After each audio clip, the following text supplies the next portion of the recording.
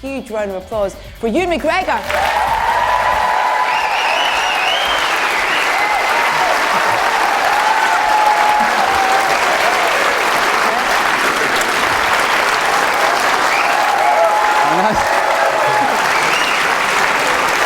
That's a good start. That's nice. Yeah?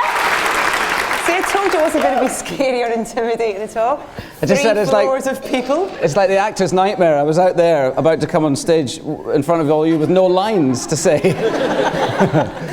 What are we going to talk about? He asked me upstairs. I was like, there's quite a lot that we can talk about. But I'd like to start, if that's okay, by thanking you for being here at the Edinburgh Festival to do this talk, but also because your new film is showing tonight as well. And it's well, happy Father's Day, which seems like the appropriate thing to say, because the film is very much kind of submerged in that whole discussion of a father and son. That's right. Last Days in the Desert. Tell me about why you wanted to sign up for this project to start with. What was the kind of thing that locked you in? It was the script and the director, who's here somewhere. Where's Rodrigo? Give us a sort of... Where are you, Rodrigo? Where are you? There he is. Oh! Middle. So Rodrigo and I met on a holiday in Mexico with mutual friends, a Christmas holiday, and we spent. Let me just say one thing. I'll do pictures at the very end, but it's distracting for everyone if you're doing them now. Stop taking pictures now. I'll do at the end. That's a good idea. We'll do a 5-minute picture. I'll strike poses and stuff. It'll be. You can shout out words. I'll do some of my mime from drama school. It'll be amazing, but let's do it at the end, okay? I promise I will do it. So I met Rodrigo on holiday, and we got on very, very well, and we had struck off a nice friendship, and he at the end, I don't think he even mentioned to me that he had a script that he wanted me to read. In fact, I don't know if he thought that he wanted me to do it yet. But when I got back, shortly after, I got an email from his producers saying, look, Rodrigo's embarrassed to send, because he met you on holiday and you met socially, and he's embarrassed to now, present you with a script, but we want to present it to you and see what you think. And there was some talk about it being a sort of dangerous project, and probably I wouldn't want to do it anyway, which is a bit like a sort of red rag to a bull, Oh, really? Well, I want to do it.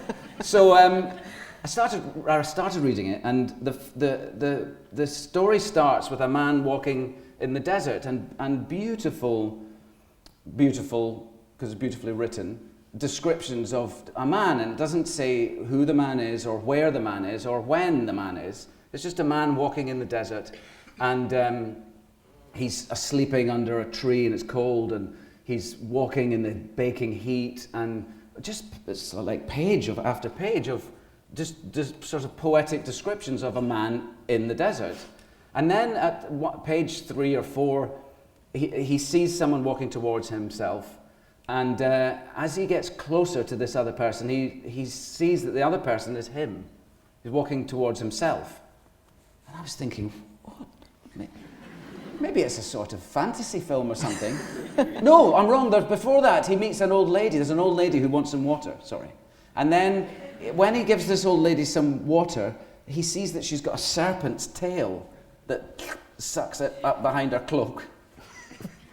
Yeah, the noise. A bit nasty. Yeah. That's what you do if you're an old lady and you've got a tail. You suck it up the back of your cloak. So at that point I was thinking, oh, it must be like a fantasy film, or there'll be something with wings comes down, or maybe that's why I wouldn't want to do it, because it's this fantasy desert movie. And but then he sees this guy walking towards himself, and it's him. And then the first line of dialogue is this other guy says to him something, and it said his name was Lucifer. And so I realized at that point that we're talking about Jesus. I was like, Jesus? It's Jesus?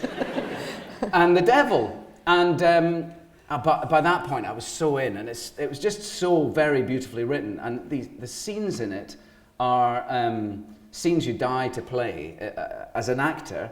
They're just beautifully written scenes, and some of them I get to play with myself, and that's something I enjoy rather a lot. 3 minutes in and we're there already. But how did you? Oh, here we go. How did you physically do that in terms of those? Well, what you do is, well, what we physically did. There's a sequence in the script in the film which involves a cliff edge and quite a long drop and a fall. And I suggested to Rodrigo that he meet a friend of mine, Nash Edgerton, who's doubled me since Moulin Rouge. I met Nash, and he's an Australian stuntman when I met him living in Sydney, and he was my double on Moulin Rouge, and he was my double then on Star Wars Episode 2 and then Episode 3. And over the years, he's doubled me in lots of things. And in the meantime became also a filmmaker. He made 2 great shorts called Bear, and the first one was called Spider. And if you do yourself a favor and look them up online, you'll find them on YouTube and stuff. Nash Edgerton's film Spider and his short film Bear are fantastic. Is it Joel's brother? Yes, it's Joel Edgerton's brother. Yeah, older brother. And so I suggested that maybe he also directed a feature film called The Square, which was very good, an Australian film. And I suggested that he meet him because maybe Nash would be good for organising, doing the stunt arranging for the cliff fall. And once Rodrigo had met him and liked him and asked him to do that, I suddenly thought, well, maybe I could get Nash to play the scenes with me, because I did it one time before in a movie called The Island, where I play a clone of myself, and so there were scenes in that film where I had to play scenes, opposite myself. And so in that film, I had a young actor, sort of, who's just starting out, who was my stand-in, because in films they use people to stand on your marks once you've rehearsed the scene to do all the lighting, because you can end up standing there for 20 minutes, and I just don't do that anymore. I want to know at what point you stopped doing that. Very, very early on. And so they have standards. So because he was a young actor, he would learn the scene, and I would play opposite him, and then we would swap. And it works, it's the best way to do it. Otherwise, you end up with someone behind the camera reading the lines in, and they're invariably shocking, when they're trying to, it just sounds terrible. So this was what we did with Nash, and he was so, because he's a dear friend of mine, and he had acted with me in a film called Son of a Gun. He was our getaway driver. So he'd also become an actor in a way, and he was becoming an actor to become a better director, because he wants to direct movies, and he has done, and he's going on to do. He wanted to understand what it is that actors do and go through, and he thought the best, and his brother's an actor, and so he started taking little acting roles to feel what it's like from that side of things, which an awful lot of directors should do, really. There's quite a lot of them that don't really understand acting, or even at all what you do. So I appreciated that, and we started working on these scenes, and there's one very long scene. If you see the film tonight or in the future, there's a beautiful scene where Jesus and the devil are sitting across from each other at night with a fire, and the devil, the demon, of course, is Lucifer, who is a fallen angel and who has been in the presence of God. And Jesus is God's son, but hasn't been in the presence. He hasn't. So there's this extraordinary scene where he asks the devil to tell him what it's like to be with God. What's it like to be in his presence? Does he have a face? And it's a startling scene, beautifully written scene. And we worked on that because it's a big, long scene. So we worked on that for, 5 nights after work. We would sit for an hour and we'd run this scene. And at that point, I felt a bit embarrassed because I'd asked him to do this. He was doing all this really hard work and doing really good work, and no one would ever see it, But he was very happy with this setup because he was doing it as an experiment, really, to learn more about acting, and he was in a safe place because it wasn't ever going to be seen. So that's how we did it. And then I would play Jesus and he would play the devil, and then we would swap. And when we swapped, Nash was clever enough to then match the rhythms so he would deliver the lines in the same sort of rhythm as I'd delivered them on the other side. And as a result, it works really, really well. I mean, I think it could be something that it's a risk. It might not work in a movie, those kind of scenes. But in this one, it really, really does work. You really do get the sense that they're two separate people.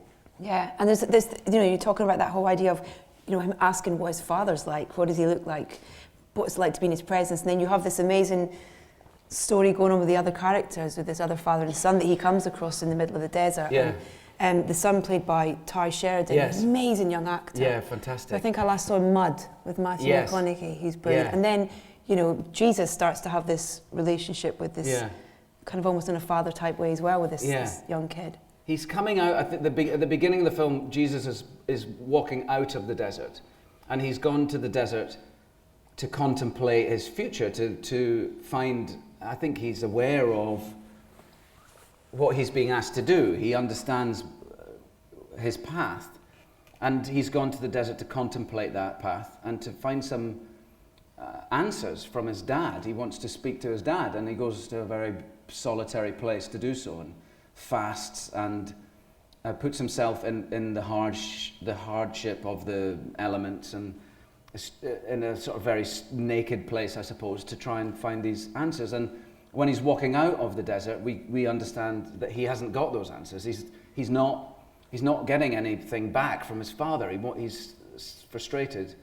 And then he comes across a little settlement, and in this he meets a young boy who gives him some water and asks some questions about Jerusalem and what's it like in the big city, and and he goes on his way, and then he bumps into his father, who brings him back, and then he meets this family. There's the young son, teenage boy, the older father, and a younger mother who's sick and dying, and he can see in their family situation that there's tension between the father and the son wants to go off to the city and live his own life, and the father wants him to live his life. He wants him to come stay in the desert and raise animals, and it's good enough for him and it's good enough for his son, So I think in his frustration with finding answers with his own father, he then feels that maybe he can help this father and this son, and that's what he does.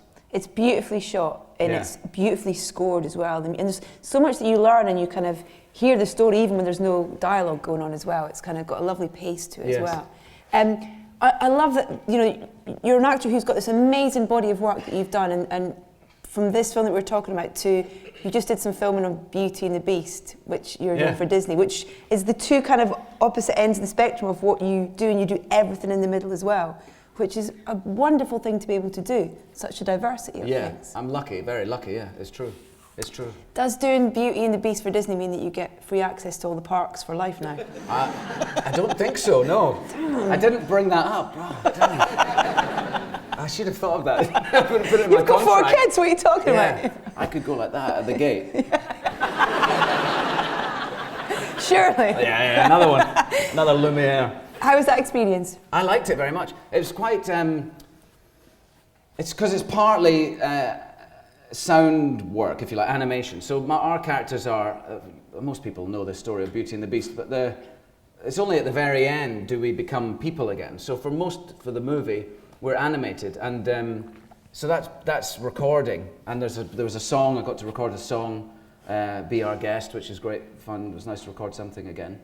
And that kind of thing's quite tricky. I find that it's not easy doing voicing something. It's you've only got the one thing, and I had to do a French accent, and I've lived amongst, my wife is French, and my kids all speak French in the house, and I've lived among French for 20 years, and I was like, yeah, I can do it. And then I tried to do it, and I couldn't do it, And they didn't want me to use the they didn't want the R, so I had to do a R sound, and that makes everything Mexican. So and then they were like, oh, my friend, come over here, my friend. And I was going, shit, I can't do it. And I could see them behind the glass going, shit, you can't do it. And then I had to record the song like day 3, and I was like, be our guest, yes. Put our service to the test. And they go, okay, Ewan, just give us a minute, thanks, Ewan. And I could see them behind the glass going, fuck, are we going to do it? And then they go, yeah, we're just coming in. And then they'd walk in 3 or 4 of them, and I was like, that. I'd recorded a song for years, and it was terrifying because you're behind I've forgotten how scary it is. You're standing there alone, and behind this glass, there's 40 people who don't like anything that you're doing, and it's horrible. Yeah. So anyway, that was quite tricky, and then I went away and I thought, I've really got to work on my French accent. And the last 3 days we shot all the end stuff where we come back to life, and it was fantastic fun. It was just a great cast of people, Emma Thompson and Stanley Tucci and Serene McKellen and many more, and we all just had such a laugh. It was great. It was great fun.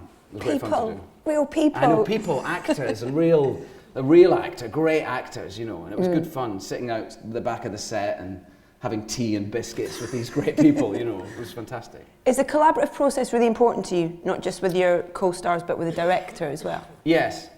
It's the difference between enjoying your work and not, really. If you're, you know, there are directors that like to pre-plan everything and map out all of the shots beforehand, and sometimes that's necessary. In a Disney film where so much of it is being computer generated, that has to be the case. You know, they have to know this is the shot. And then basically you could watch the movie. I could watch Beauty and the Beast already. They've got something called a previs, where a pre-visualization of the whole movie. And what you do when you're shooting it is you take that shot from the previs and you shoot it for real. And so that everything has to be mapped out because all the backgrounds are going to be generated and they need to know everything in advance. But if you're doing another film that's not like that, a drama, and the director works in that way, you just feel like you're not. It's just dissatisfying.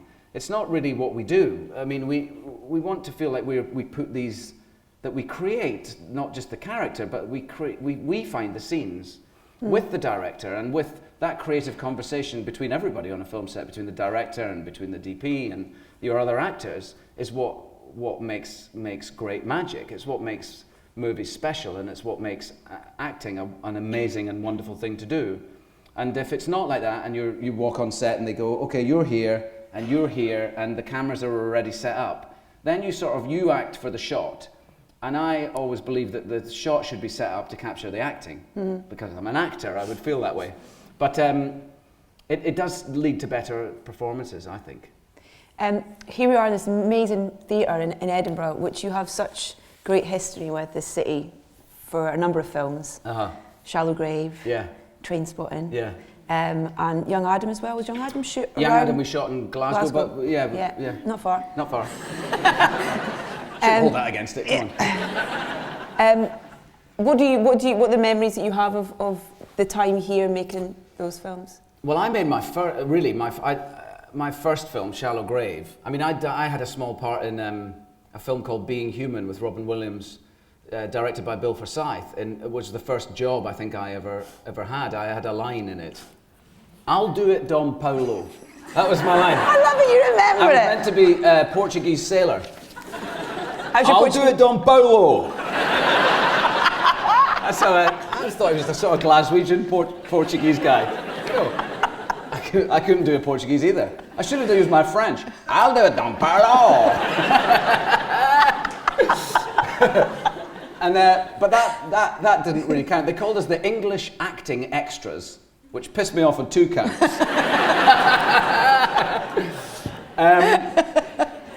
So that doesn't really count. Then I did a few TV. I did Lipstick on Your Collar was my first ever job, and then I did Scarlet and the Black, which was a period drama on the BBC.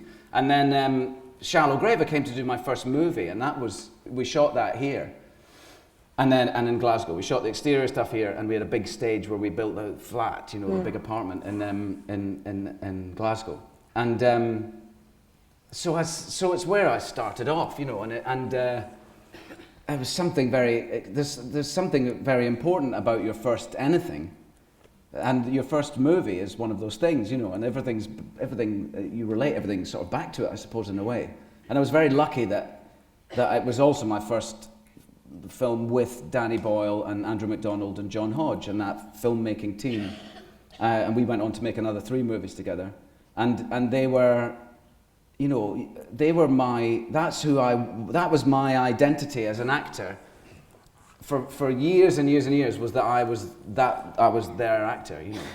And it was more important to me than anything, and it's been more important to me than anything because it's defined who I am as an actor, and I didn't know who that was going to be. But because I worked with them, and I worked with Danny Boyle, and I knew what that relationship could be and how important that and beautiful that relationship is between a director and an actor, it set me on it set the bar very, very high for me, and I'm always looking for that, and I still am. I'm still looking for that connection and that trust and the power of it, what you can come out with. You've no idea where it's coming from, but because your director's seeing what you're doing and just pulling a little bit more. It's really beautiful. How would you describe him as a director? He comes from theatre. I mean, I think I don't want to hark on about it too much, but he comes from the theatre, and I think that's really. And he works in a way that makes a great deal of sense. You rehearse quite. Like for Shallowgrave, we went up to Edinburgh. We lived in a flat together for a week, all of us, the three people from the flat, and Danny, and we lived in this flat together. We were flatmates for a week. We went and watched movies and the cinema every night, you know, and we talked and we rehearsed scenes during the day, and then when we started, then we would rehearse in a rehearsal space, and we rehearsed like we were going to put them on the stage. Really, they had all the locations that they'd found already. They marked them out on the floor, so we knew what size the room was. He put furniture where the furniture was going to be, and we put the scenes up on their feet. We'd walk around and we'd work the scenes as if we were going to put them on the stage. So when we came on set, you'd go on set with him, and everyone else would disappear. Everyone else had to go away, all the crew, and it was just us and Danny. And we would then re-rehearse this is on a filming day, re-rehearse the scene alone. And if something that we'd blocked in the rehearsal room didn't quite feel right in the space, we'd change it, you know. We would just say, oh, well, I'll be over here, it feels better. And then we would bring in Brian Tofano, who was our brilliant DP on that, an extraordinary British cinematographer. And we would show it to Brian first. And then if there was anything that needed to be changed for the lights, they would discuss that. Because sometimes, you know, you don't want to be shooting into a corner of a room if the light's bad, so there's some technical reasons you might have to change things. And once we'd all agreed that this is the scene, then he brought all the crew, and then you show all the crew the scene. Everyone knows exactly what you're going to shoot, and we'd go off to makeup, and they'd decide the shot order. And it's really obvious, and it makes a great deal of sense, but it's very often not done that way. Producers assume that rehearsing on set is wasting time. They're going, we could be shooting, or we should be setting up the camera, the lights. And they don't understand that you're going to waste time that way, because, you know, how can you decide the shots if you don't really know what the scene's going to be? And then you're into the realm of, you know, acting for the shot instead of the other way around. So Danny works that way, and that just became the way that I thought it should always be. And whenever it's not like that, I still think, it's weird, why are they not doing it this way? It makes so much sense. You need to do it the way Danny does it. Yes, Danny Boyle would do it this way. But I've heard you say as well, with the way that Trainspotting was shot as well, it was kind of you do 3 setups in a day. You know, you'd be kind of, right, stop, film, move on to the next place. Locations all over, we'd be able to, because it was small enough to do that. We had little enough money to be, and that's one of the sort of beauties of small independent filmmaking, is that you don't have an army of trucks and, you know, sometimes you're on a film, you look down the street and all you can see is your trucks. You think, what? You know, you're really just some actors in front of a camera. But when it's vast like that, sort of money, if you've got a big budget, then you're going to spend it and all that stuff. And we made Shallowgrave for less than £1 million, I think. And so we had the luxury of a very small unit, and we were able to rush from one place to the next. Yeah. I mean, the list of directors alone that you've worked with is impressive and diverse. And like you say, you kind of started off with Danny, and then, you know, you go around everyone and anyone. Are there memorable ones for you that you learned kind of, because, you know, you're about to direct your first film? Sorry. Sorry about that. Yeah. It's all right. Yeah. Yeah? All right. Yes, no. So you all this experience that you've had with this diversity of directors, kind of taking something from each one or what not to do, I guess, as well. Yeah, I think so. I mean, I think that's it. You soak up what you like from how you like to be directed as an actor, and it's a great bonus. I think. I'm sure it's going to be a great bonus because I'm going to, and I'm also acting in it, so I'm going to be in the scenes with. There are only a few scenes in the film I'm about to direct that I'm not in with the other actors, and so I'm going to be in the scenes with them, and I know how it's best. I know how it feels best to be directed. I know it. I've been doing it for 22 years, so I hope that I'm going to direct that way. I'm not going to start giving line readings and stuff. Say it like this. With a French accent. But I've picked up. And no two directors are the same. That's the other interesting thing. There's even all the directors you love and like direct you in different ways, and it's very much about who they are and how they're able to share their vision of what they want to do with you. Yeah. And create what kind of. Every film is unique and it has a sort of unique world. The story has a unique world, and the vision of it is unique. How you portray that world and act in it, and you pick that up from your director and from your other actors, and that's the great thing about making films. It's a big melting pot of all these different talents, and the combination of all those talents is what your film looks like at the end of the day, I guess. Because I think where a director isn't just thinking about the character, he's thinking about the actor's ability to bring that character to life. And there's certain directors I think really give you the opportunity to do that. Polanski in The Ghostwriter, I thought, incredible. Yeah. Amazing performance and an amazing role for you. What was the experience like working with him? Polanski's is a sort of totally unique, and but he's all over your performance. It's really interesting. It's interesting because he's such a great director, and but he micromanages every bit of it. He's like more inside that performance than most of the other ones I've done, you know. He really nitpicks through rehearsals. He's obviously got an absolute picture of how he wants it to be. The set, the dressing, he'd be in the background reorganizing books in the bookshelf that are way out of focus in the background. No one's ever going to know, but for him, it's sort of... And he's the same with the performance. So it's quite tough working with him. I learned to love him very much and love working with him. But it was a tough process because he's really picky and even about the way you sit or it took a while to feel sort of natural with it, but it works. I don't know why that is. It's interesting. And then someone like Lassie for Salmon Fishing in the Yemen, you kind of this beautiful, funny, tender performance. Yeah. It it looked like a lot of fun. It was fun.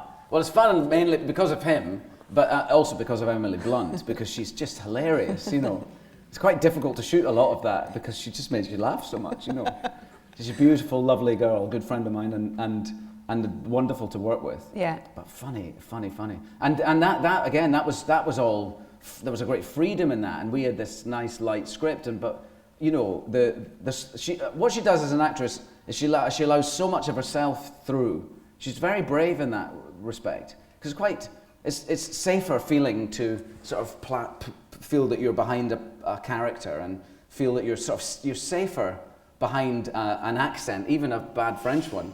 You're sort of safer than when any of the films I ever did in my own voice is enormously exposing somehow. And every time you open your mouth, you're like, oh, that's just feels like me. And she allows so much of herself in that it's just wonderful. So it's sort of great strength.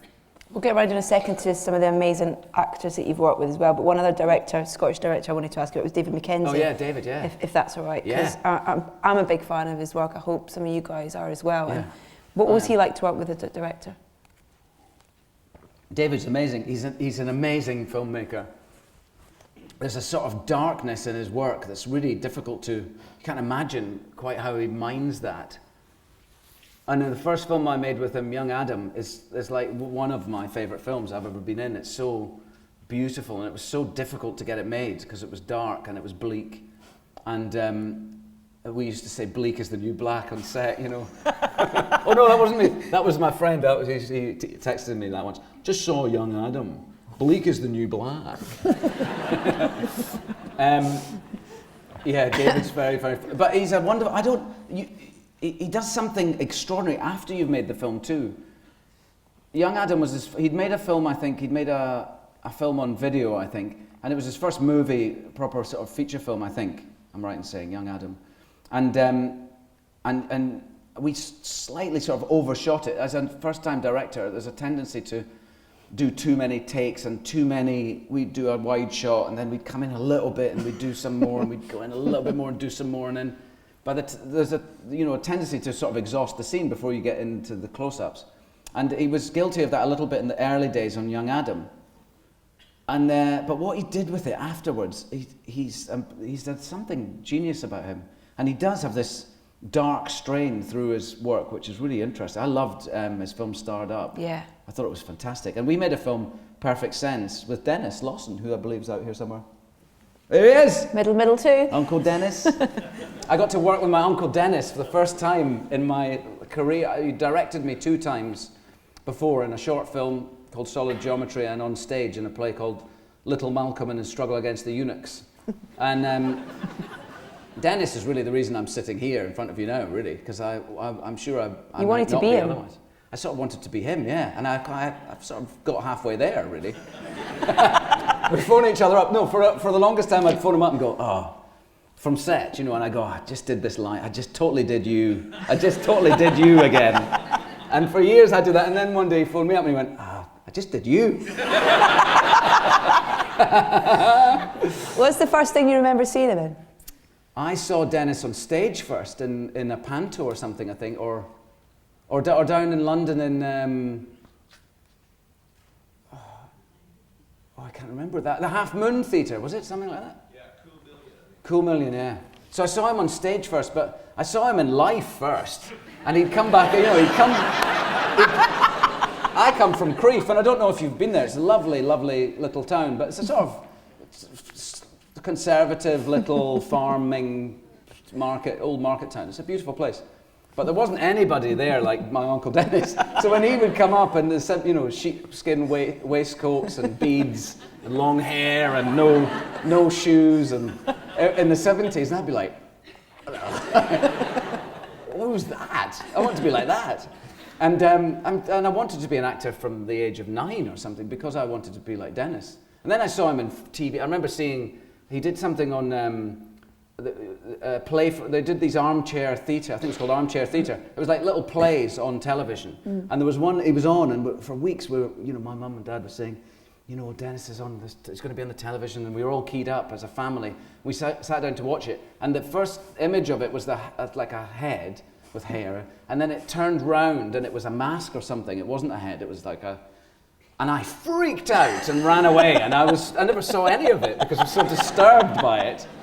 But I suppose as a little boy, seeing someone doing what we do, it just blows your mind. And then he did Star Wars, and I remember going to, because Dennis was Wedge in Star Wars, which he wouldn't be bothered about me telling you about.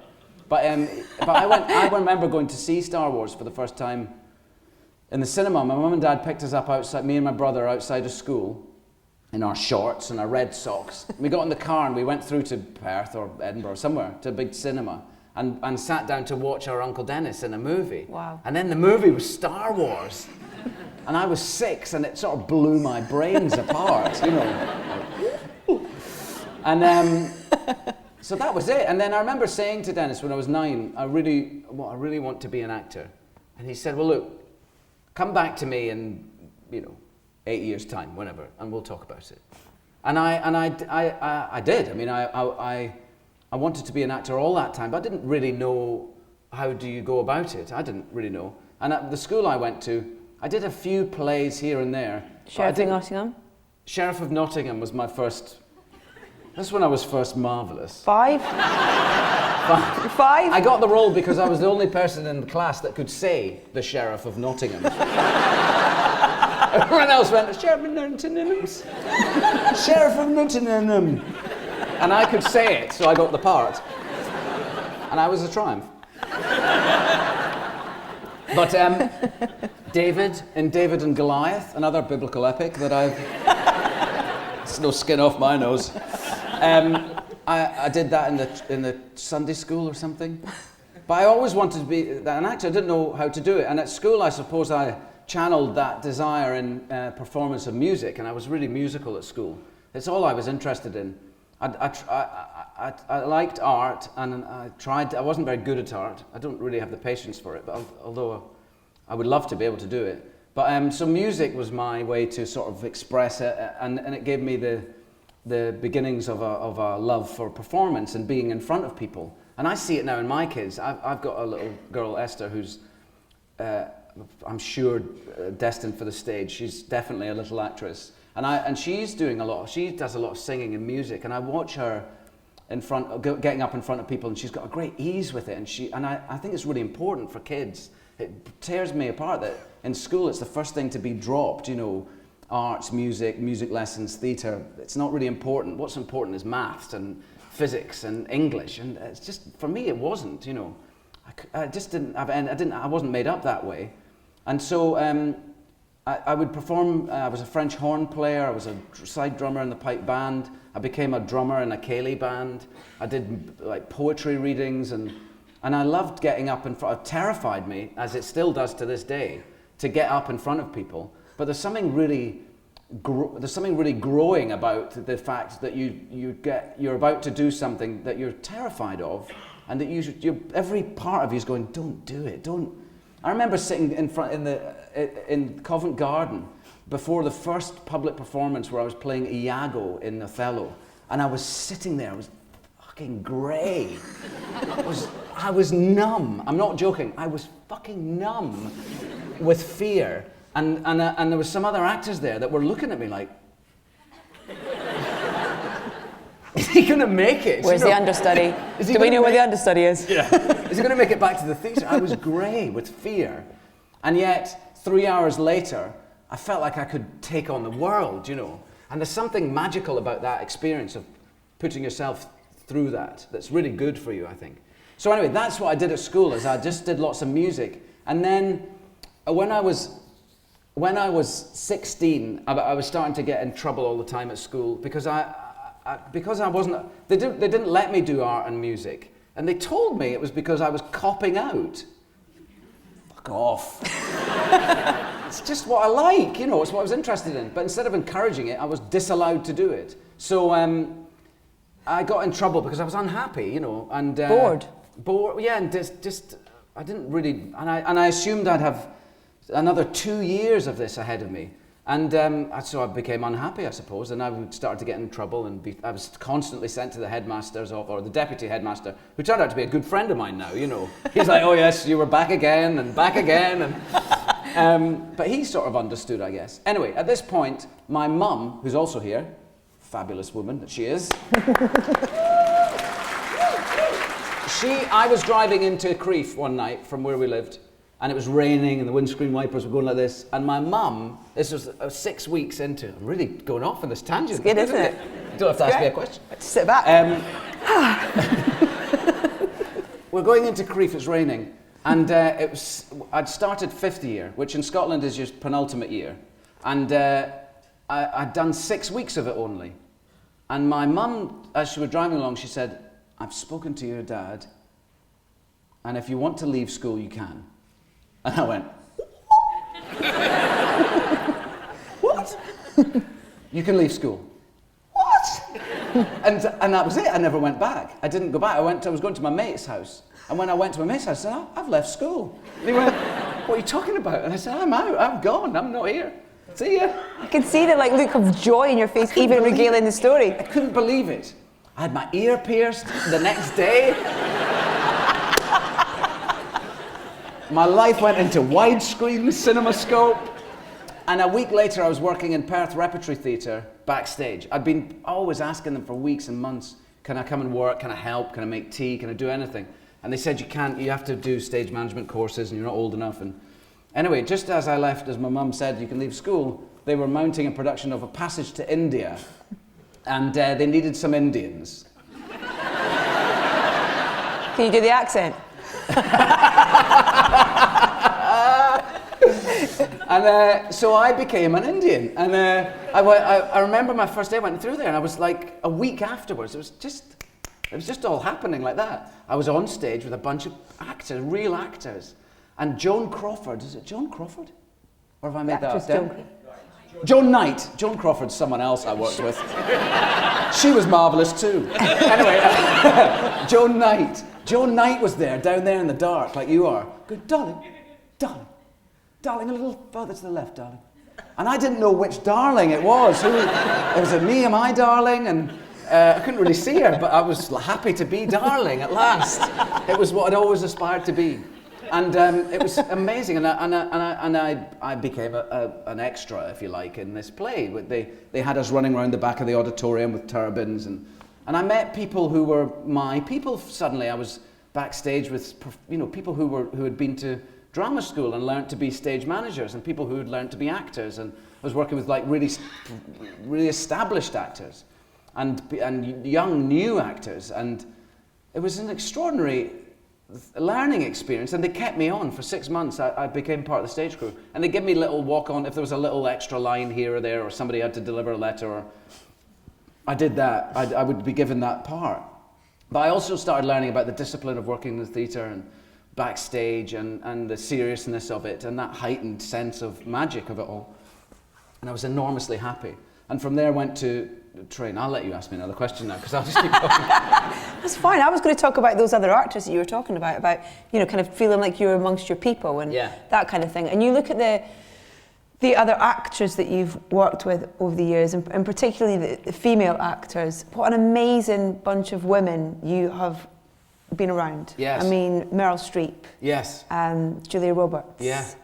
That's just from one film. Yeah. Emily Blunt, who you've already mentioned, Jane Horrocks from Little Voice. Yeah. Could I ask, if I go through 6 of them, 5 of them, to tell me the first thing that springs to mind when I say their names? Oh my goodness. Okay. Yeah? Start with Meryl Streep then. It's gobsmacking. It's quite difficult to work with Meryl because you're first of all you're quite scared. Not because she is scary, but just because you just can't imagine what she must think of what you're doing when you're watching her, and you totally forget that you just can't. You're wondering at watching her act. It's amazing. It's amazing, and every take is different, and every take is a completely 100% committed, and she works and works and works at it. And she works quietly on her own, and after every take, she just sort of disappears. She goes, you don't see her really between takes, and then when they go move the camera onto another shot, then she's back, and she'll chat with you. But in between takes, she's very, very much working through what she wants to do next. And it's always interesting. And there was a great moment for me, that in August Osage County, there's a huge dining room scene at the end, towards the end, where every character from the play is there. And there was a moment, we shot Meryl's, we would shoot, I think they broke this whole scene up, and it was 3 days we shot this dining room scene. Wow. And they shot Meryl's stuff, and then they broke it into 3 sections. And on the last day, there was a section where they'd shot Meryl's stuff first, and then we were going around the table covering our reactions. And there was a moment where she had a line. She's being horrible to her daughter, to Julia, and then there's a moment where she says, "I'm sorry for every hurt you've ever had, or I'm sorry for all the pain you've ever received."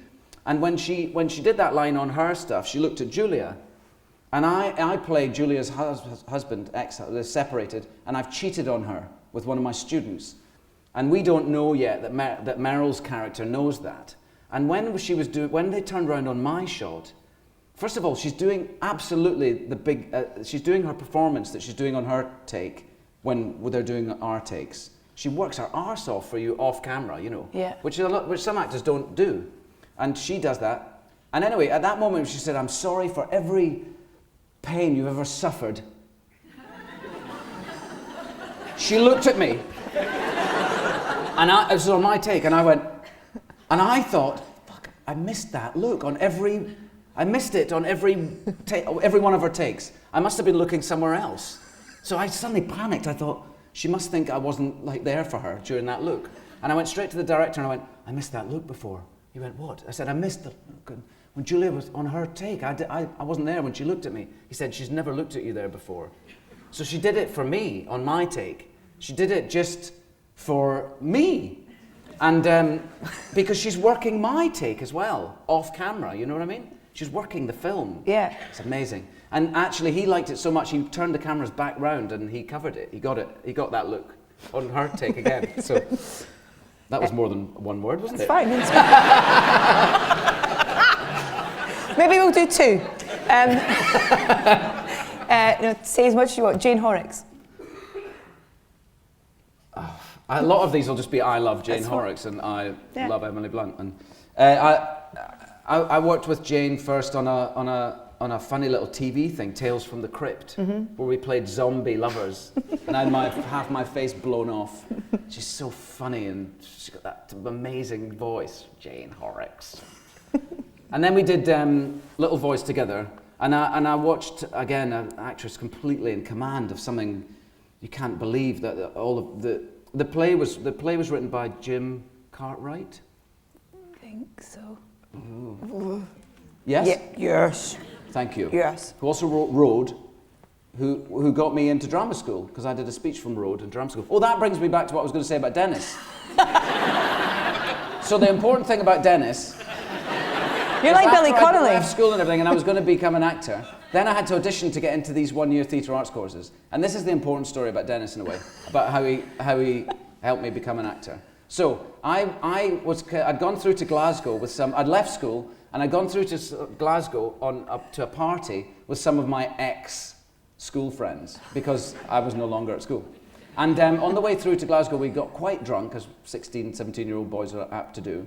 And on this train, we were on the train, and some guy walked on, and he walked into the pole, you know, that you hold on to. And as he walked into the pole, I went, watch the pole, mate. And he looked at me, and I thought, oh no, I've made a terrible mistake. Because he looked at me and didn't stop looking at me, and he wanted to kill me. And I tried to make it look like I was just kidding, mate, but he wasn't having it. So when we got off at our stop to go to this party, he and his mates followed us and fucking punched me so hard. I'd never been punched before. And I was trying to say, look, I didn't mean it. It was a joke. I was just joking. And his mate went, what are you going to do about it? And I went, well, you see this? And boom, I was punched. Like I'd never been punched before, and I was down. And then it kicked off, and we just ran. We ran. And as I was running, he managed to punch me again, but from behind. I don't know how he managed it, but this fist appeared from nowhere, and stopped me in my tracks, like this. And I was down again, and I turned up at this party, and I was bleeding from my nose. I was shocked.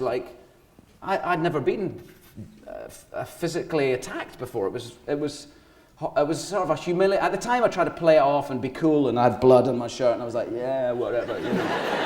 But inside, I was quite upset by it, I guess. Anyway, then I was getting ready to do my audition speeches for this one-year theatre arts course. I was too young to go to drama school in Glasgow because they didn't accept you till you were 19, which was a mistake because they lost a lot of people who could have gone to drama school when they were 18, and I was one of them. And but in the meantime, before I was 18, you could get into the drama schools in London and Bristol and places like that when you were 18. So I had a year spare, and we found out there was some theatre arts courses in Scotland. The one in Fife that I went to in the Kirkcaldy School of Technology or something. It's Kirkcaldy Tech. It's the Adam Smith. Oh yeah, Adam Smith building. Yeah. And the other one was here in Edinburgh, and I did some audition speeches for both. I think I did this speech from Road that Jim Cartwright also wrote, and there was a speech in it from a skinhead, and it started off, I feel like England's forcing the brain out of my head. That's how it started, and it was a sort of angry speech about England. And it wasn't written, it was written as an English character, but I did it as a Scottish character, and it gave it an extra dimension. And so as I was doing this, I met my uncle who came up, and he said, I'll work on the speeches with you. So we went to my school gym, because they let me do that.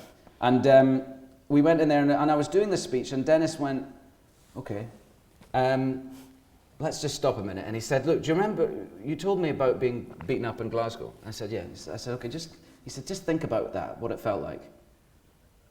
What did it feel like that guy just fucking punched you out of nowhere for no reason? And what did it really feel like? And so we started to talk about that a bit. And then he went, okay, so now just start to swear. And I went, what? And he said, what would you say to him?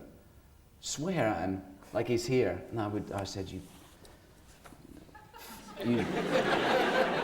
Remember your mum's here. Yeah. Prick. And he was like, no, come on. What would you really say? Punched you out of nowhere for no reason. And I started swearing at him, and fucking this, that, and the other, and swearing. And I think the janitor came in thinking someone was being beaten up. But he said, now do the speech. And I went, what? He said, do it now. Do the speech right now. Go. And I went, I feel like England's forcing the brain out of my head. And I was connected to it, and angry, and really, for the first time ever in my life, understood the connection between emotion and the words that you're saying. And that's what acting is, you know. And I didn't know that before, and I wouldn't necessarily have known it for years to come had it not been for that lesson that Dennis taught me. So, thanks, Uncle Dennis, for that.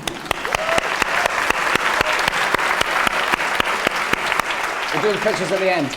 Your red light's just flashing. That, when you're on stage as an actor and people take your photograph when you're acting, that's what we see, that little red light. And it's a nightmare, it's very distracting. At the end. We'll do pictures there. You look at the kind of the body of work you've done, 50 films, it's incredible. And when do you know to take time off? I just, well, it's partly chance, you know, it's luck. The films come, you attach yourself to a film sometimes and it gets knocked back, or the dates move, or it doesn't ever happen.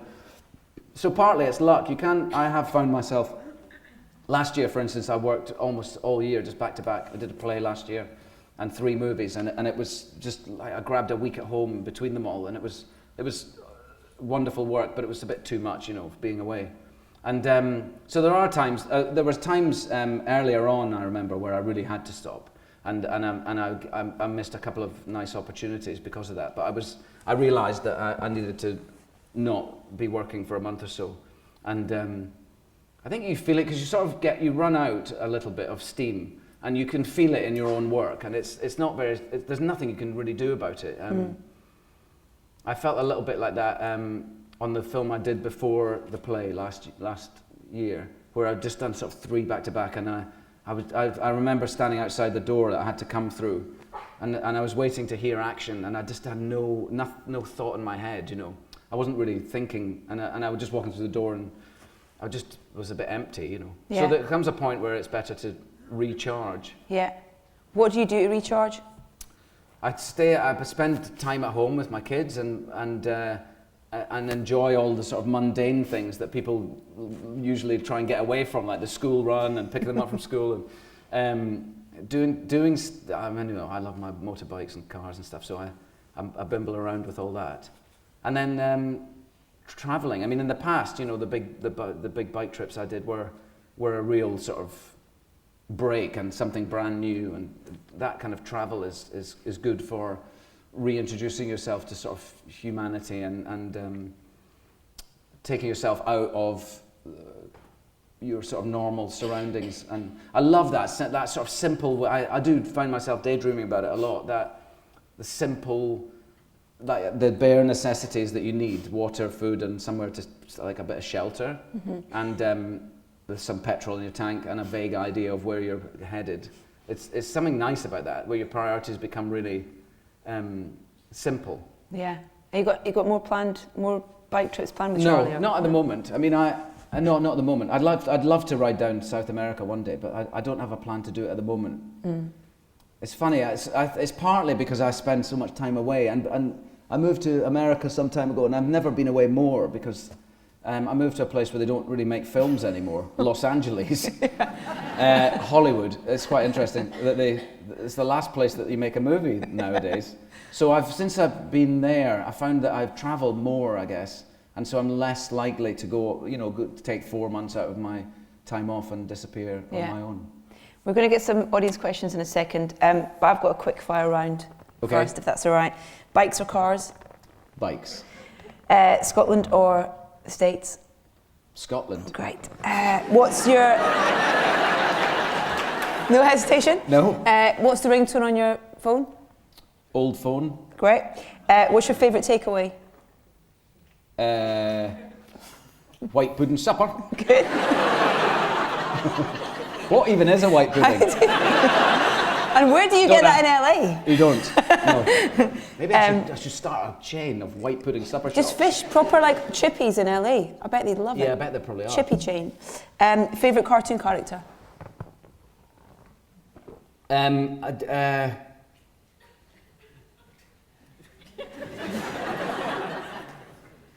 think I like Pluto. I don't know why. Pluto. Fine, great. What's your karaoke song? Oh, Robbie Williams' song. Let Me Entertain You? No. Angels? Yes. I murdered it in Glasgow once. It was really embarrassing. I realised there's a middle eight or something that I didn't know. I mean, I know it, but at the time I didn't know it. Okay. It was embarrassing. Cats or dogs? Dogs. Dogs. I've never had a cat. I don't really know cats. I know dogs. Favourite sound? Soft whispering of my wife. Saying, "Morning, darling, it's time to get up." In a French accent. "Morning, darling, it's time to get up." Right, let's get some questions from our audience. We don't have microphones, which is great, but it's a theatre, so we need you to project right there in the middle. Stand up so we can get your voice through us all and shout us your question for Ewan, please. What's the most challenging role you've ever had? The most challenging role you've ever had? Stretched you.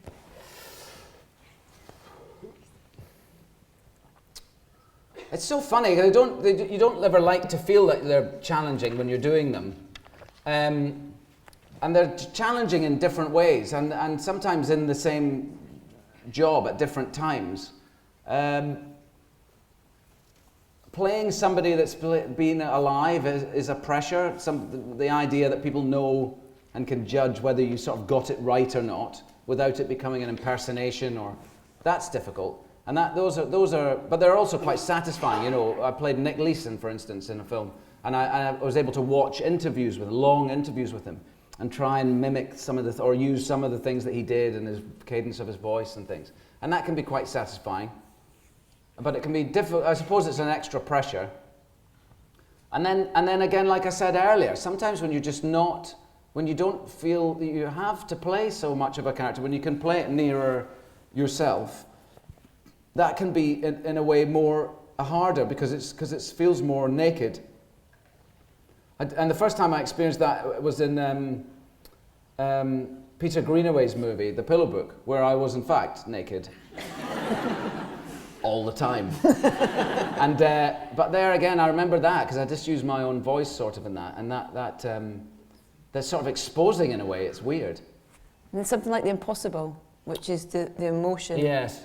There's there's a good example in The Impossible. There was a moment in that script where where I make a phone call back to. I managed to get a phone, and we're a family who's been caught in the tsunami in Thailand. And it was a real life story, a true story of a family, Spanish family who'd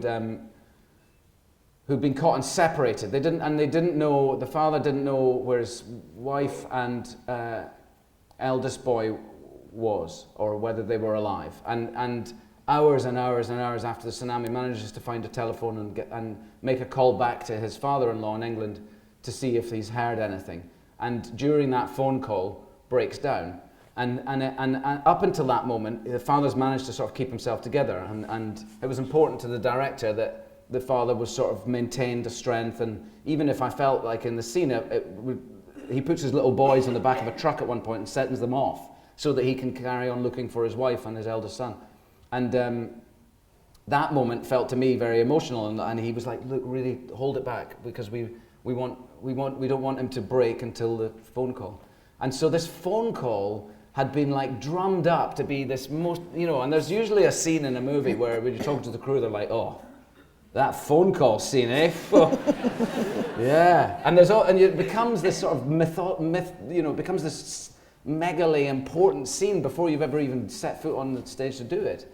And that was the case in that moment. I came on set going, oh, I've really got to do something. The expectations were so high for it. And I was trying to talk myself out of the expectations all the time. But those moments are really hard. Those are stretches.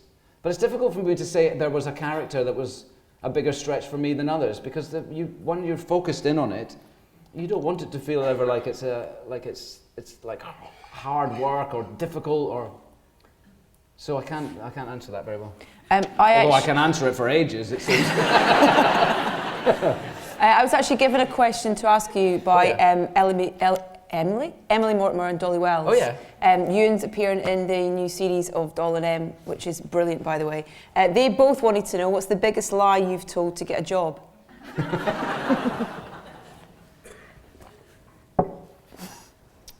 I've never lied like I can horse ride when I can't horse ride. That's the classic. Actors saying, oh yeah, I can ride. And then they get on set and they can't, I think there's always an element of, I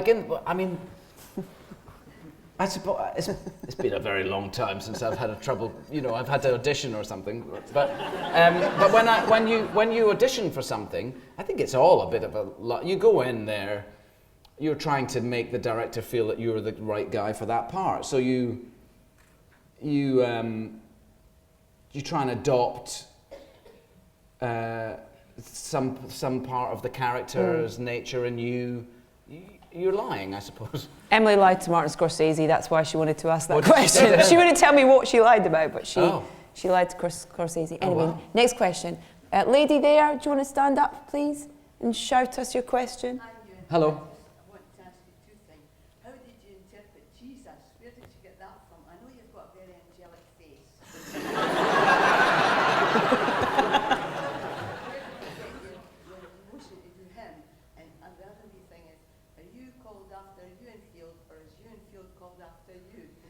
Oh. Okay, the question was, how did I interpret Jesus? And there's a street in Crieff called Ewanfield, and was I named after it or the other way around? The first part, the Jesus part, is quite scary to be the idea of playing Jesus Christ. In the same way, I mentioned it is if there's someone that's actually been alive and is recognized and people have an idea of who he is. And in this case, with Jesus, that's a lot of people. And it's also he's a very important person to a great many people. And so there's a huge responsibility to it. And I didn't really know where to start, and it was just quite scary, I suppose. And I'm not really very good at research. I'm not good at reading about things that might be useful for work. I find it really difficult. I don't really gain stuff from it, really. So the obvious place you might think was the Bible, I suppose. So quite a good starting point. But that didn't really seem to be doing it because I have to be him, right? Feel like him. And so I suppose what I had to do ultimately was get in touch with my idea of who he is, and I found that through the writing of the script, and because I think the script, because I could relate to a man feeling like he is frustrated, trying to get answers from his father or his father's recognition, and I have a wonderful relationship with my dad, and I never have any. There's no big story there or anything. But of course, when you're a teenager and once you start formulating opinions of your own and you disagree with your parents and certain things or whatever. Not many, Mum, obviously. But, I could relate to that idea. And once I started thinking about that, I thought, no. I was reading all these books, the sort of contemporary books that are trying to discount the biblical Jesus and write about who really he was and what really he did. And that wasn't helpful to me, because I thought that Jesus that Rodrigo was writing about was the Jesus who is the Son of God. His dad is God. And I thought, I want to play that one. And I want to be that Jesus. And so I just started thinking about a man who can't quite get through to his dad, and his dad doesn't quite understand him, doesn't recognize who he is, and he wants to feel a bigger connection with him. And then it became much easier. And I suppose then instinctively there's sort of slightly different Jesuses in the film. There's a Jesus when he's on his own, and there's a sort of Jesus when he's speaking to the devil, and then there's a third Jesus where he's more of the holy man, because he's called Rabbi, and the dad calls him Rabbi, and he is a holy man.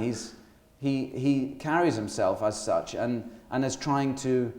There's a scene where he's criticizing himself for the words of advice he gives to somebody. He says, "That's not good enough words. You've got to find better words." And there's even a scene in the film where he's talking about these things. So when I'm with the family, there's a sort of slightly more holy man Jesus, where he is playing the rabbi, So and then it's just, as it always is, you get on set with the other great actors you're with, in the right clothes, in the right place, and suddenly these scenes come to life and they're magic and they work, and then you find out really, it's not really till that moment of doing it that you find out what you're going to do. That's why I like it so much, because it is quite magical, that. And Ewan Field? Yeah, no, there's lots of times where you don't nail it, where it doesn't happen. There was a moment in I Love You, Philip Morris. Ewan Field. Oh, Ewan Field. I thought you said, and Ewan failed? But there are, no. There's moments where it doesn't come together, and that can be very... Not on this film, Rodrigo. No. Ewan Field. No, Ewan Field was always Ewan Field, long before I was around. I'm called Ewan after the Ewan... What's his name? Tavendale and Sunset Song. That's who I'm named after. Big strapping, manly man that he is. Lady on the balcony there, yep. You stand up, please, and yes. Yes, sorry, I can't see you. You're a gentleman. I'm sorry if I just called you a lady. That person waving there, you right there and point right out. Yes, oh, it's a young man. Hello, I'm sorry. The lights are very bright. It's just the lighting. I just wanted to know what advice you'd have for a young or aspiring actor. I always want to say what Mick Jagger said: don't sleep with the producer. But it's actually not very good advice. So.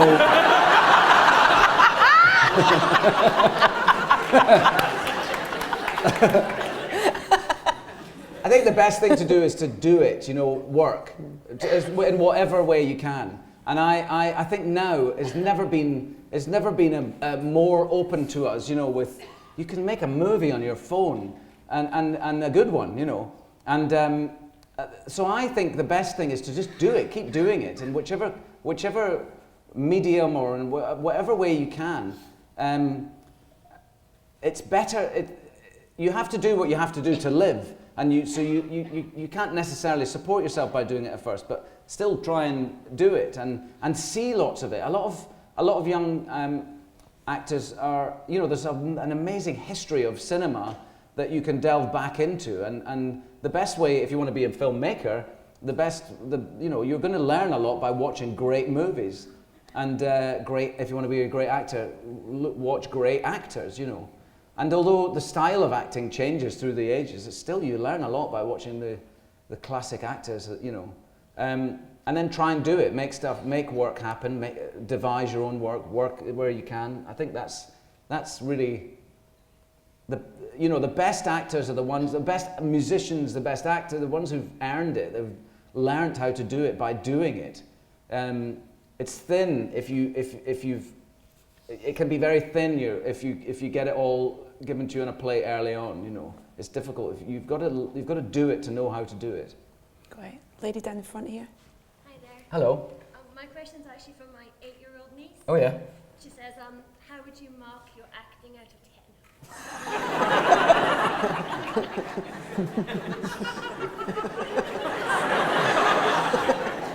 8.5. Some days. I'll give you a 10. Oh, thank you. We got someone up there? Thank you. I was just wondering, as someone who grew up with the original Star Wars films and is obviously in the prequels, how excited are you for a new generation of Star Wars films, filmed by different filmmakers and new actors, and would you be up for reprising your role? Yeah, I'm excited about it as much as everyone else. I'm looking forward to seeing it. I'm not, I'm not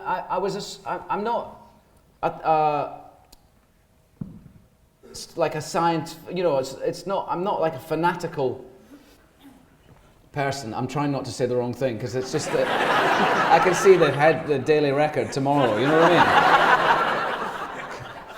mean? Yes, then. Yes. Yes. But I am really excited to see it, because I'm part of it. I'm part of the legacy of it, and I like that. I really am. I'm happy to see it, and I think it's exciting that I saw the trailer, and it looks like he's absolutely nailed it. The world, and it feels right. It feels like, I'm not sure about the hilt and the lightsaber. If you fight with a lightsaber properly, you don't need one. But There's a headline. yeah. But that'll be good. And I'll say it publicly here now. I would be happy to do the story between episode 3 that I finished in and episode 4 that Alec Guinness starts in. I think that would be good. Disney should definitely do that. Well, now you've got that relationship with Beauty and the Beast. Lumiere. Right at the top. Hello, you've got a shout from up there. Yes, please. Hi, how you doing? I was just wondering what you said about... Oh, Whoa, no, whoa. There's a one tier above you. There's one above you. Yeah. That's all right, Sorry, we'll come to you in a second. You're next. You're next. Yeah. Is it true there's going to be a train spotting too? Tell me it's true. I don't know. Look, there's lots of talk of it. There has been lots of talk of it over the years. For quite a long time, I didn't want to do it. I wouldn't have wanted to do it. And I changed my mind. Like 3-4 years ago, I think, I felt differently about it. And,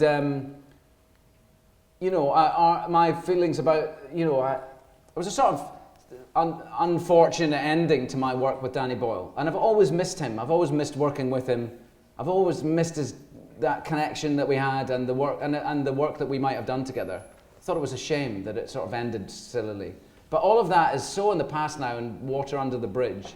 I've spent time with Danny and seen him many times since, and all is good, So I don't know. I have never seen a script. I don't know if it's happening or not happening. But he knows that I would be up for it, and so that's all I can say, really.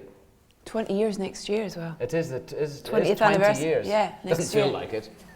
Right, sorry, the person that we interrupted to go top deck. No, sorry. it's all right. I was just wondering, you said music was a big part of your life growing up. Yeah.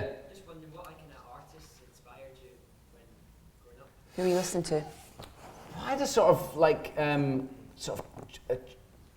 Chuchter taste,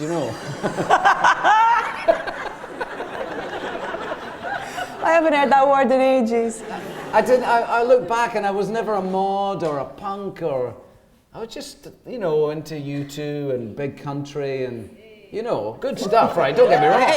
But I never sort of, and I've always had a very broad sense of musical taste because I loved it and it was all I liked at school. So I was taught how to listen to and appreciate classical music, and I played it on my French horn. And Still play? I do. I picked it up again recently. Yeah. I mean, I'm not every day, but now and again.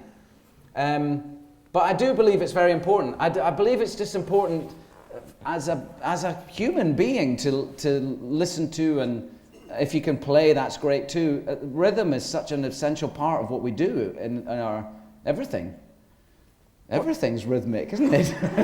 What do you listen to now? What kind of stuff do you listen to now? I'm totally brushing over that. No, by the way, thanks. yeah. Yeah. It's very important in acting because it is. It's very important. Like if you've got no music in your soul, you can't play a scene. You can't feel the music of it, and it can be frustrating if your director doesn't have sort of music in their soul, and then you watch the movie and you think, oh, he's or she like has messed up the rhythm that the actors all found together, which is like music, really. Yeah. What are you listening to? What's in your I'm mad. I'm a bit embarrassed. I keep tweeting about it, but I like that Blue Rose Code. Oh my God! My uncle introduced me to him about a month ago, and I can barely stop listening to him. They did a session for me 2 weeks ago on Did my they? Radio Scotland show. Yeah, they were incredible. He Yes, had you've got to get this album. 10 It's called The Ballad of Peckham Rye. Sorry. No, he's like all these musicians, kind of harps and all sorts going on, and very talented young man from Edinburgh. Yeah, wonderful, wonderful singer. Yeah, Beautiful The Ballad music. of Peckham Rye. Yeah. You should definitely all check it Get out. it now. Good work, Dennis. Another Another tip good from Uncle tip Dennis. From Uncle Den. Questions. Oh, right up the very top in the middle. Is that a hand Yes, you. waving? Go. No? What do you like most about Moulin Rouge? You know, when you were acting it? What did you enjoy most about What did I Moulin enjoy most about Moulin Rouge? The sort of the feeling of, well, there was a couple of things. The way that Baz Luhrmann worked was unique. We worked together as a band of actors with him and his writer and his designer, CM, for almost 4 months before we shot anything. We had this really long, well, first of all, we had a 2-week workshop where we tried all different songs. And at the end of this 2-week workshop, we did a sort of live script read presentation of the whole film, where we sang and danced and read all the film. And then we went away for 6 months. And then we came back, and then we worked for 4 months in rehearsal, singing lessons every day, dancing, and then we would work on our scene. And every week we'd come back to that scene again, or however long it took to come back to it. And the work that we'd done as actors on it was been incorporated into the writing. And he was always changing the sort of plot, even right into the edit. In fact, he was sort of changing the plot a little bit here and there. And so as actors, we were completely immersed in it, and we felt like we all created it together. And I think that's why it worked so well in terms of a musical where you burst into song. And it was second nature to us, It's quite an odd thing to do. But it didn't feel odd for us anymore because we'd done so much of it, And then, so I loved that about it, the process, and then his amazing mind, Baz Luhrmann's amazing fantasy, and then CM's amazing skill at taking that fantasy and physicalizing it in sets and costumes. And how grand it was, the huge scale of it, that this man, I know now what it feels like to be approaching directing a movie and the sort of the horrendous responsibility of it all, but I can't, Baz he dreams the biggest of stories, and then the actual physical making of the film was unlike anything I've ever done. Being in that Moulin Rouge dance hall set, being in the Moulin Rouge, for however 6 weeks we were in there filming the scenes in there, it became like a real place. It was really like we went to work to go there every day amongst those actors and singers and dancers, and with that music and life. It was extraordinary to behold and to be part of. And then they destroyed it. It was so bizarre. We shot our last scene in the Moulin Rouge set on a Friday night. And we came, because we'd gone over schedule. And Star Wars Episode 2 was moving into the same studios. And they wanted that studio, and it was their studio, they'd booked it. So we left on a Friday night, and when we came in on a Monday, it was gone. This building that we'd all been living in, And they just tore it down and put it in skips and took it to the dump. It was a shame. Wow. There was a plan to keep it and put it in a building somewhere, because it was amazing. It had a balcony that, and bars, and it was great. They could have set it up somewhere and we could all have gone now. Could have been like a festival. This is a bit like Moulin Rouge though itself. Moulin Rouge Festival. Where are we? This gentleman in the front there. Hello. Since you have just mentioned Episode 2, on both Episode 2 and Episode 3, although you didn't have great interaction, but you must have worked with Sir Christopher Lee. Yes. What was he like? Oh, he was lovely, Christopher Lee, yes. Yeah, I was very sad to hear of his passing, but he was lovely. He was it's a wonderful thing as an actor to do.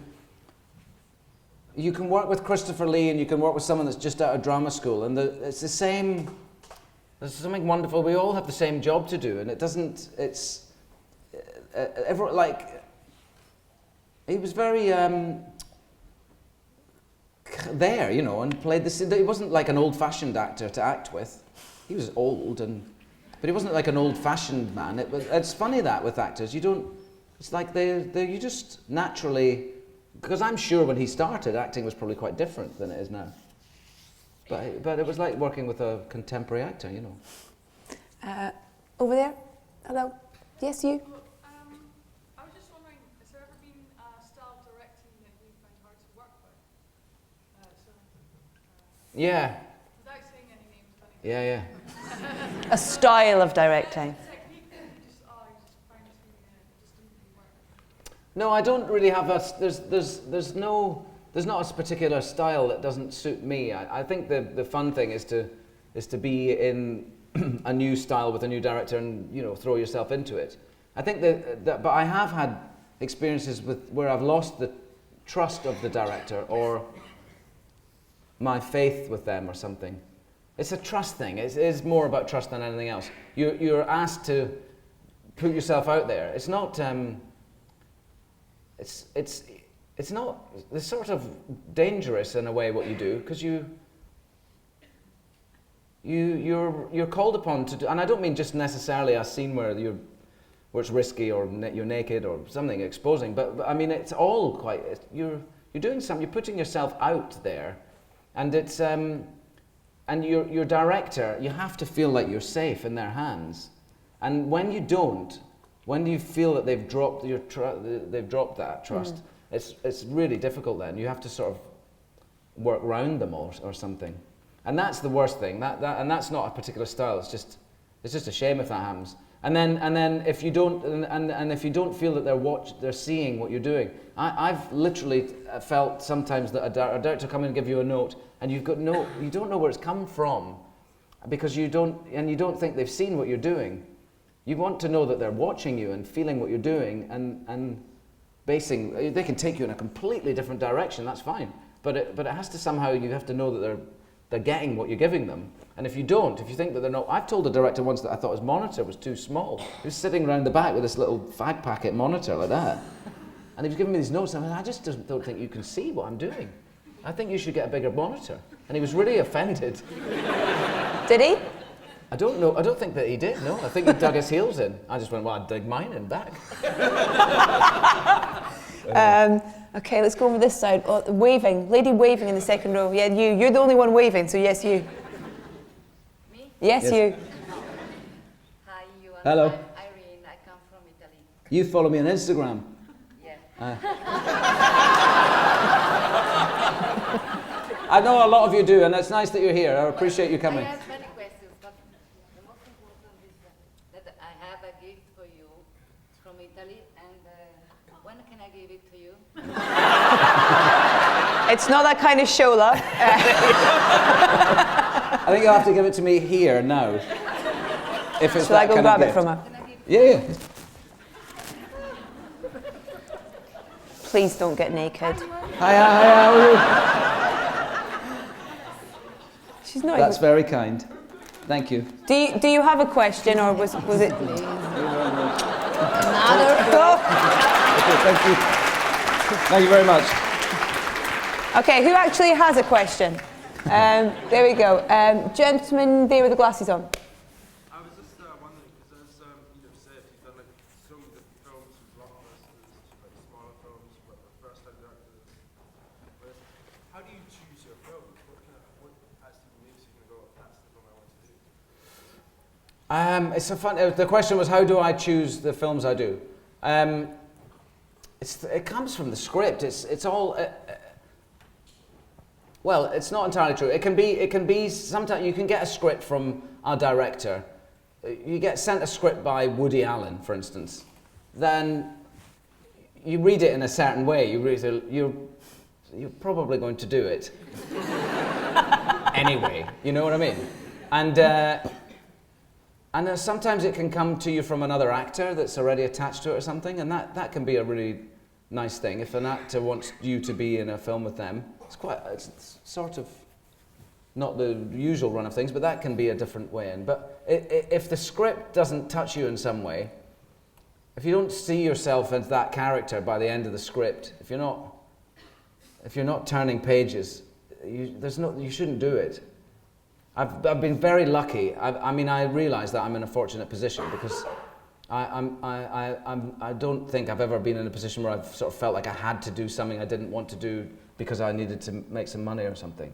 But I realise that I'm very fortunate in that respect. So for me, it's always been about the story and my connection with it.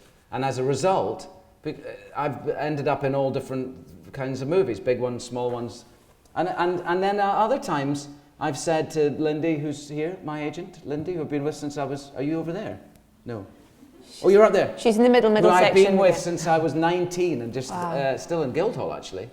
Sometimes I've said to Lindy, I'd like to do something small. I'd like to find a smaller film because there was a period, it hasn't happened for a while, but it was a period where I did a few sort of bigger films in a row. It was right about the island or something, I think. I think it's what led me into doing Young Adam.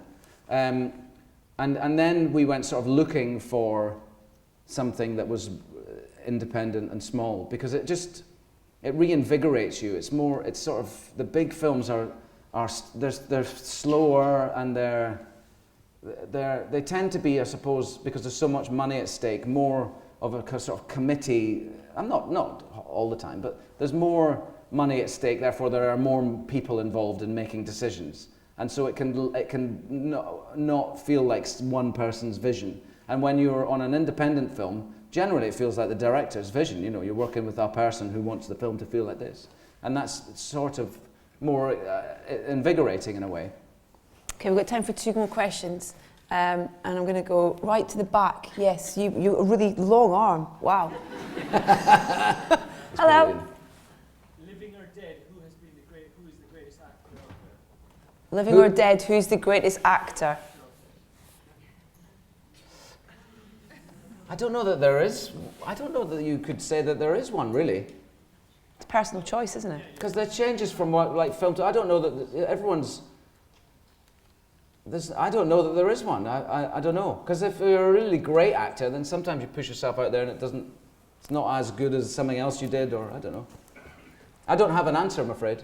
Sorry, that's really disappointing. Not at all. Let's go up to the lady who stood on her feet in the middle balcony. Oh, Will you please be a lady? Sorry. Sorry. Yeah, you are a lady. Yeah, go. Yeah? Okay. Is there any character that you wish you had played? Any character that you wish you'd played? That I wish I had played. Yeah. Oh, I quite liked. I always wanted to play. Probably a bit. Oh yes, there's 2. One, Birdsong, Sebastian Fox novel Birdsong. Yeah. I really wanted to play that part, and I was in, I was in talks with somebody. We were maybe going to do it, and then it didn't happen, and it didn't happen, and then I don't know that it has. But it was made as a TV series. TV series, yeah. Anyway, I didn't play that part. I would have liked to have played that part, and then something else came to my mind just now. Oh, hang on. Yeah, Peter Capaldi. Peter Capaldi wrote a script that's one of the best scripts I ever read in my life. It was called The Jacobite Slipper, and it was brilliant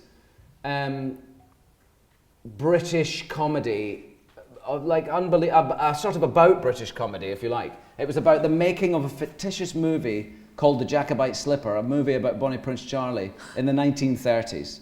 And it featured a Scottish actor who's gone over to Hollywood and become a huge success in Hollywood in the 30s. And he comes back on board the QE2 or whatever and gets off the boat and he's surrounded by flash bulbs. And he's going to play Bonnie Prince Charlie. And Bonnie Prince Charlie had a decoy who he employed to go about the place in front of him, and so that the decoy would get killed instead of Bonnie Prince Charlie, I guess. That was his job. Someone that looked quite like him. And that actor was going to also play the decoy. And the story, when the movie, was going to be about the 2 of them. Well, the actor has some dark, alcoholic secret. And he goes missing. In the first few days of shooting, he goes missing in action and disappears. And before that, the director said, I want real Scottish faces, I want real Scottish people. So someone goes up to Scotland and gets 6 people who become the sort of cast of players in this movie to come down from Scotland. And there's a brickie and a plumber and there's some guy and there's this young guy. who's just a wee specky young guy who happens to look a bit like the actor that comes back from Hollywood. So when the actor disappears off on his bender, they get this little guy to stand in for him, and he starts he's quite good. He starts acting with this American actress, because in old British movies there has to be an American lead, and so she's an American, the love interest in the movie, Bonnie Prince Charlie movie, is an American actress, and the stand-in, this wee gadge from Scotland, starts acting with her. He's really good, and they start falling in love, and he's playing. So I was going to play Bonnie Prince Charlie. No, I was going to play the actor from Hollywood playing Bonnie Prince Charlie and the decoy, and I was going to play the wee gadge from Scotland who was going to stand in for the actor, standing in for playing Bonnie Prince Charlie and the decoy. Wow. And what happened? Never got financed. I'm not joking. I tore my hair out, and so poor Peter did as well. Years and years went by. I'm too old to play it now. It was the first time I've got too old to play a part that I really wanted to play. Oh, man. But I would love to see him have it made one day. It was a great shame. Well, now but we all know the story now, so at least you could direct it. At least a theatre full of people sort of know the story. You could direct it. Yeah, maybe I could do that. Yeah. No, he was going to direct it. He would have done a brilliant job. When do you start on the film? I start prep in Pittsburgh on July the 6th, in a few weeks. And then we start shooting in September. And look like for us to see it maybe next year at the Edinburgh Who knows? Film Festival. Watch this space, yeah. That would be nice. Thank you so much for your time. My Thank great you pleasure. for your ears and for your questions. Please give a huge round of applause. Ewan McGregor.